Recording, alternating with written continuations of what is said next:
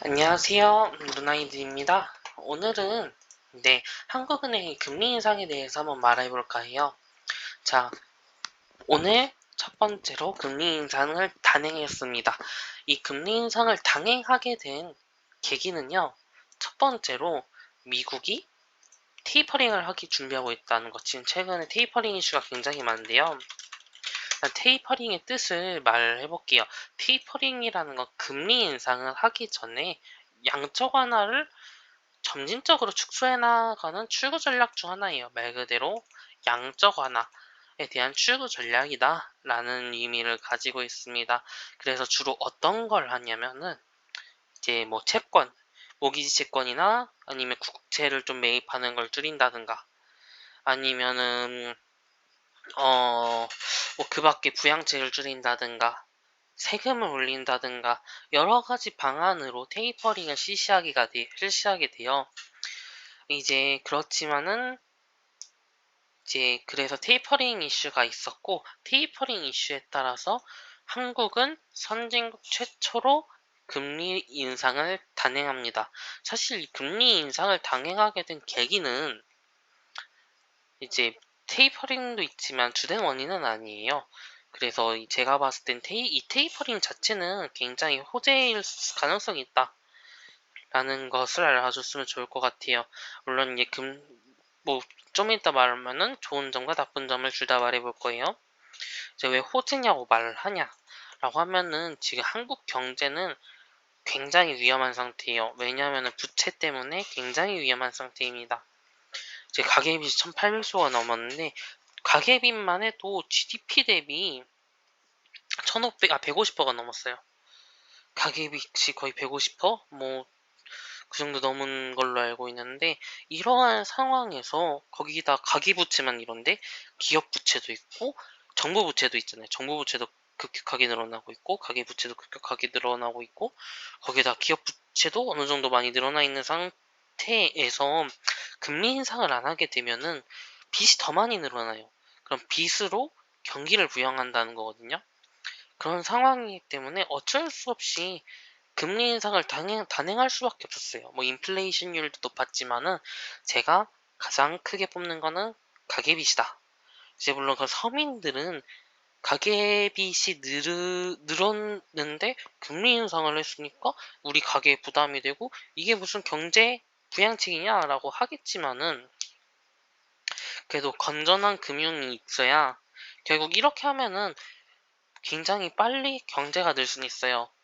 당연히 양적 완화를 했으니까 경제가 빨리 늘 수는 있는데 그에 따른 반작용은 훨씬 더 클 것이다 라는 게 주된 내용입니다. 대표적으로 그러한 성장으로 망한 나라가 일본이에요. 그렇기 때문에 금리 인상을 꼭 나쁘게 볼 필요는 없다. 실제로 오늘 장도 금리 인상 때문에 빠진 건 아니에요. 금리 인상 때문에 빠진 종목도 물론 있어요. 유독 더 빠진 종목도 있고요.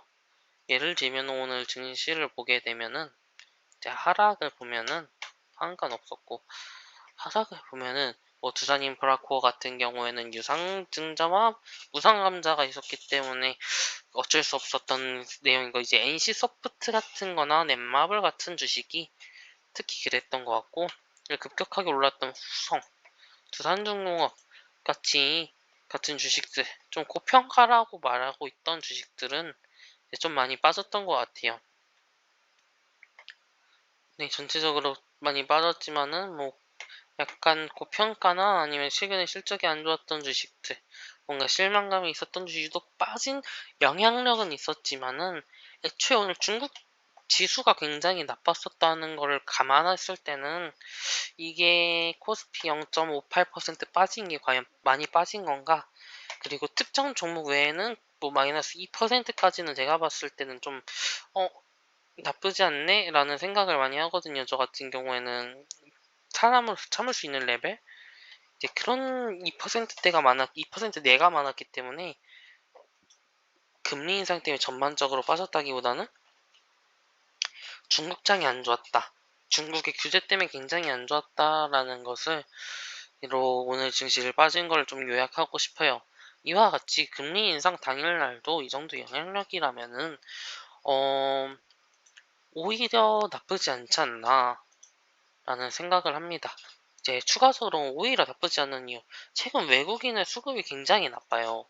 그 이유는 이제 금리 때문인데, 이제 연준이 테이퍼링, 이게 외환이라는 거는 다들 아시겠지만은 그 화폐 가치가 고평가되어 있는 나라에 주식을 삼게 되면 환이익 플러스 주식이익까지 되기 때문에 굉장히 자산 운용 범위가 큰 기업에서는 환 가치가 높은 곳을 투자하는 걸 좋아해요.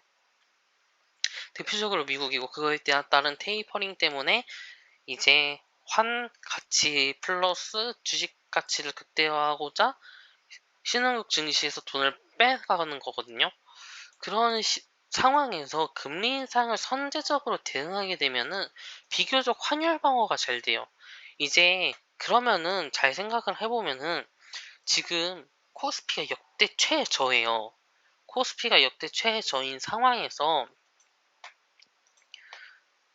금리를 올린 상황이잖아요. 가계가 이제 가계 증시, 개인들의 증시 투자하는 돈은 좀 많이 줄어들고요.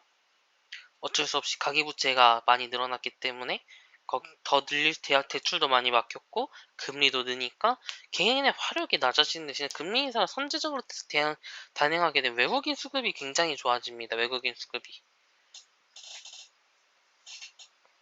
그렇기 때문에 최근에 외국인이 많이 팔고 있고 환율도 충분히 높은 시점에서는 지금 외환을 한번 볼까요? 이제 달러의 원을 보면은 지금 1170원인데 굉장히 높아요. 이렇게 굉장히 높은 시점에서는 먼저 선제적 금리 인상을 했을 경우 외국인의 수급이 잘 들어올 수 있다라는 것이 있습니다. 거기다가 삼성전자 투자도 있죠. 거기다가 우리나라 뭐 수출도 좀 잘 되고 있는 편이에요. 반도체에 대한 그 이제 이슈, 반도체에 대한 이제 피크아웃 이슈가 어느 정도 잠잠해지고 수출도 지속적으로 잘 되면서 추가적인 경기 부양책이 나왔을 때 외국인의 수급이 엄청나게 좋아질 수도 있다. 이미 많이 올랐고 이미 많이 오른 상황에서 증시는 지켜주고 있는 상황에서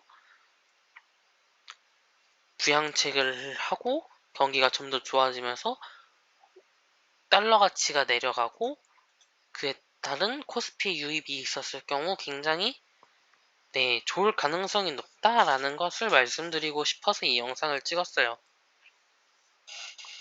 물론 이렇게 좋은 시나리오로 가게 되면 좋겠지만 안 좋은 시나리오로 갈 경우도 있어요.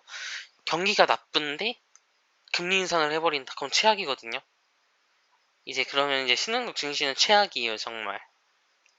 그렇기 때문에 그 점을 좀 고려하면서 경기가 얼마나 살아나냐, 델타 변이가 얼마나 경제에 많은 영향을 미치냐, 그 다음에 인플레이션이 얼마나 영향을 미쳐는 상황에서 금리 인상을 경기가 제대로 회복되지도 않은 상황에서 언제 시점에 금리 인상을 하느냐, 이 타이밍이 굉장히 맞추기는 어렵지만은 그 점을 유의하면서 이제 조금 트레이드 방식으로 접근하시게 되면은 높은 수익을 얻을 수 있지 않을까라는 생각을 해봅니다, 저는. 네. 그래서 오늘은 금리 인상과 이제 뭐 미 달러 원 환율에 대한 내용을 조금 달아봤던 것 같아요. 그래서 저 자체로는 제가 막 엄청나게 큰 전문가는 아니지만 제가 증시를 계속 봐오면서 본 결과로는 이 테이퍼링 자체는 그렇게 악재도 아니고 금리 인상도 그렇게 악재는 아니에요. 다만 어느 상황에서 어떻게 왔을 때 우리의 투심을 말릴 수 있느냐, 그거가 핵심이지 이 몇 개의 이슈들이 핵심은 아닌 것 같습니다. 그렇기 때문에 너무 걱정하지 하실 필요 없고 천천히 상황을 보시면서 이제 트레이딩 구간을 거치시고 장기 투자를 할 수 있겠다라는 지점이 오시면은 장기 투자하시면 될 것 같아요. 제가 봤을 땐 선제적 금리 인상을 하고 이 잭슨홀 심포지엄이 어느 정도 거치고 나서 델타 변이에 대한 공포가 부스트샷도 맞고 델타 변이에 대한 공포가 없어지면서 다시 소비가 살아날 시점이 올 텐데 그때쯤이면은 이제 좀 장기 투자해볼 만하지 않나 라는 생각을 해봅니다. 그 전까지는 이제 트레이딩 접근이 가장 좋을 것 같고요. 자, 그러면 오늘 금리 인상이랑 테이퍼링, 그 다음에 뭐 외화 환율, 그리고 향후 경제 전망에 따른 뭐 이제 투자 전략 분석에 대해서 말을 해봤어요. 자, 그러면 오늘도 시청해주셔서 감사합니다. 안녕!